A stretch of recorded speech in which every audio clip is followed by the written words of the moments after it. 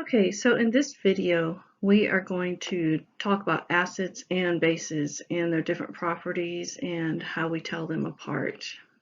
So make sure you have some paper and something to write with and take some notes.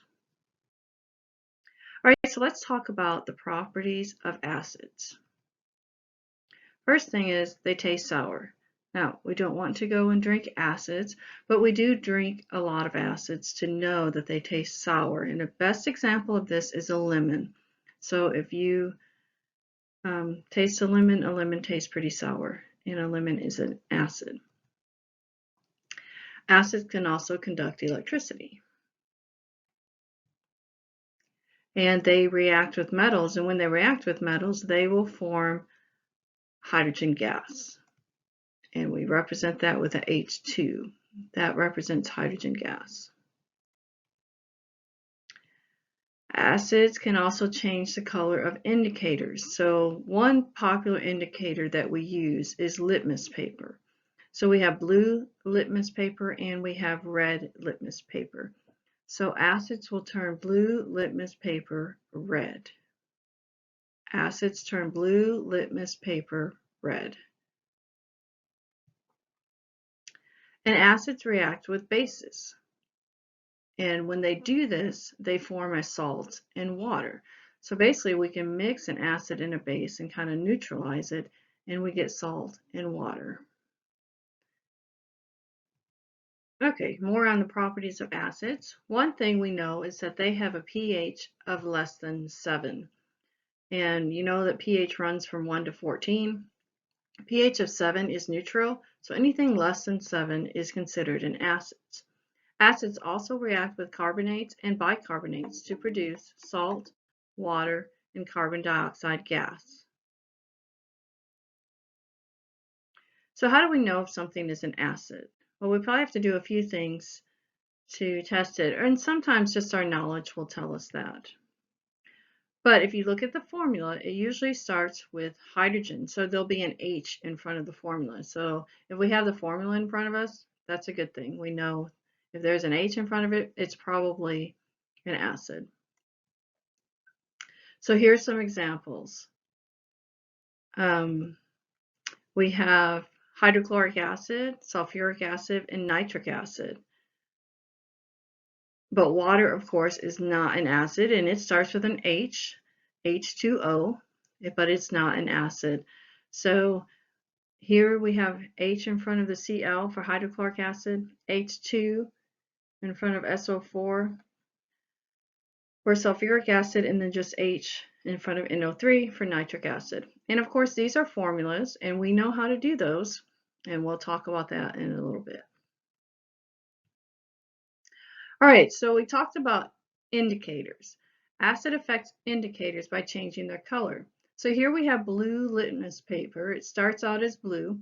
If we put an acid on it, you can see right here that the acid has turned the litmus paper pink or red. And we usually say red. So blue litmus paper is blue and the red litmus paper is red, even though it kind of looks pink, but we say red. If you were to put an acid on red litmus paper, it stays red. All right, so here are some examples of some acids. Acids have a pH of less than 7. So here's our pH scale. Okay, so it runs from 0 to 14. And here we have lemon juice has a pH of 2, wine has a pH of 4, rain a pH of 5.5. So rain is kind of acidic. Human blood is 7.5. So it's mostly neutral, a little bit more basic than acidic. We don't want our blood to be acidic. And then we start moving into the bases, and we'll talk about those in a few minutes. All right, so here's an example of an acid. This is sulfuric acid. Sulfuric acid is H2SO4. So this particular acid is produced a lot. So highest volume production of any chemical in the United States, and approximately 60 billion pounds per year. That's a lot of sulfuric acid. We use it to produce paper. and we use it in the production of fertilizers. And we use in petroleum refining and auto batteries. All right, nitric acid is another popular acid. We use it in the production of fertilizers, and it's used in the production of explosives. Nitric acid is very volatile acid, and it evaporates very easily.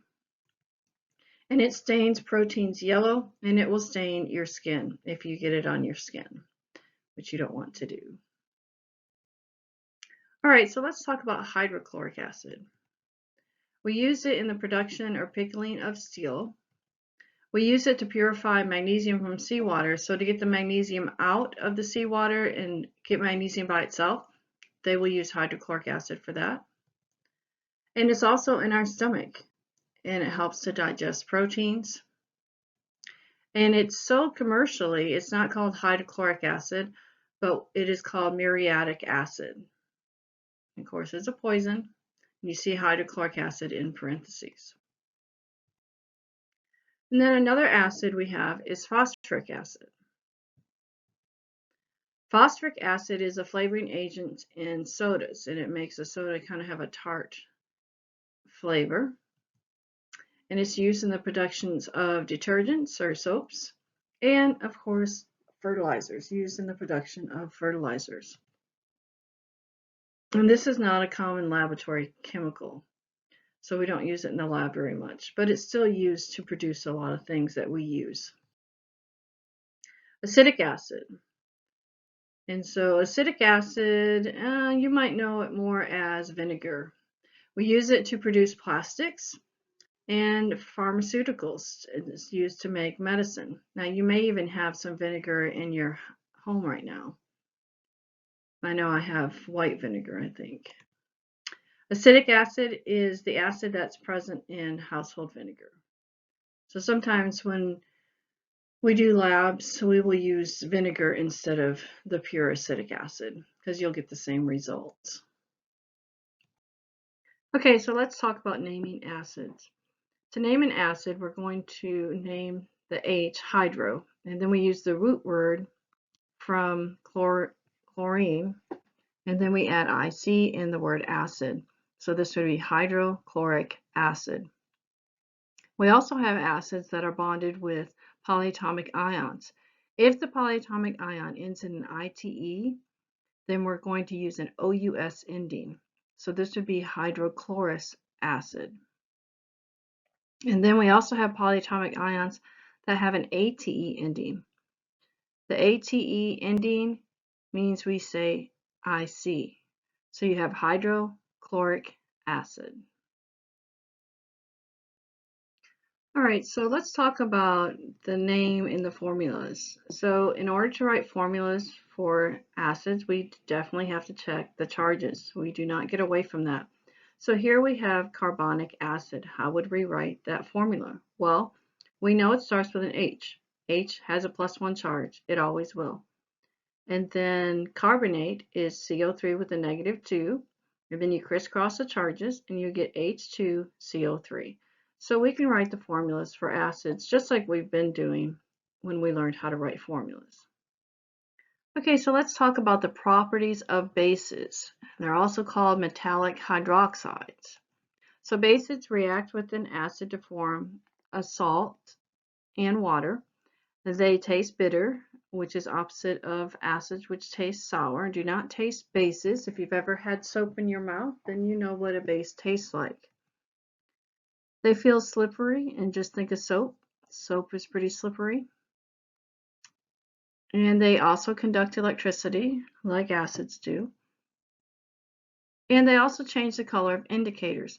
Now, bases will turn red litmus paper blue. So they do the opposite.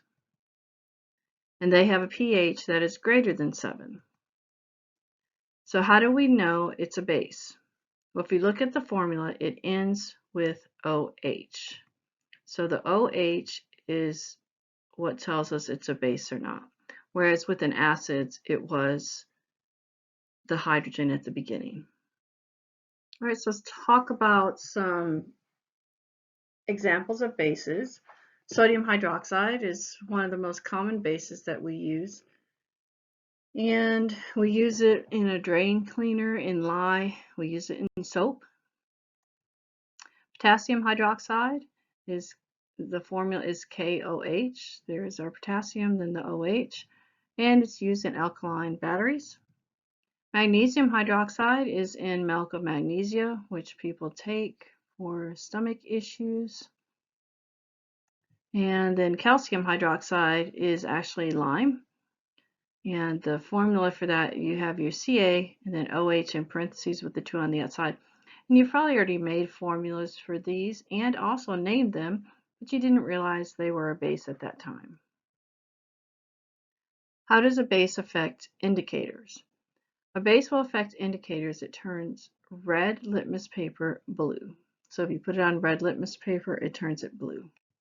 And if we have an indicator called phenolphthalein, phenolphthalein is clear, and if you add a base, it turns it pink. Bases have a pH greater than 7. So we'll go back to that list that we've looked at before. And here you see all of the things that are bases. Human blood, it's a little bit basic. Baking soda has a pH of 8.5. Detergent or soap has a pH of 10. And bleach, a very strong base, has a pH of 12.5. So how do we name bases? Well, we've named bases already. You just didn't know they were called a base. But you have your cation, which is the metal, and then the OH, which is a polyatomic ion, which is hydroxide. So you're naming the metal, and then you say hydroxide. So here we have lithium, and then OH was lithium hydroxide. So that's not very hard. All right, so what about writing the formulas? So let's say we are given the name magnesium hydroxide. How do we write the formulas? We go back to checking the charges. The charge for magnesium is +2. The charge for OH is -1. Then you crisscross these charges and you get Mg, put OH in parentheses with the 2 on the outside. So we already know how to do this. What we're doing now is just calling them a base.